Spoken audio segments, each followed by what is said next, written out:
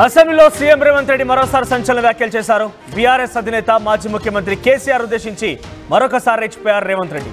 కేసీఆర్తో కృష్ణా జలాలు ప్రాజెక్టులపైన చర్చకు సిద్ధమంటూనే సీఎం ఒకవైపు ఆయనని సభకు పిలవాలి కేసీఆర్ అంటూ కూడా స్పీకర్కి విజ్ఞప్తి చేశారు.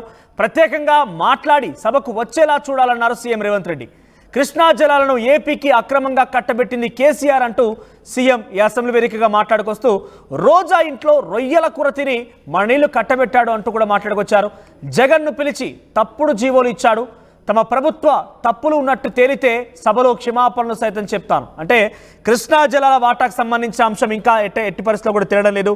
రోజు రోజుకి ఇంకా వివాదం ఎక్కువ అవుతోంది. ఇరు రాష్ట్రాల మధ్య పెద్ద ఎత్తున వివాదం కూడా రాజుకుంది. ఈ నేపథ్యంలో వీటన్నిటికీ కారణం కేసీఆర్ అంటూ మొదటి నుంచి కూడా కాంగ్రెస్ పార్టీ ప్రభుత్వం ప్రతిపక్షంలో ఉన్నప్పటి నుంచి చెప్పుకొస్తోంది.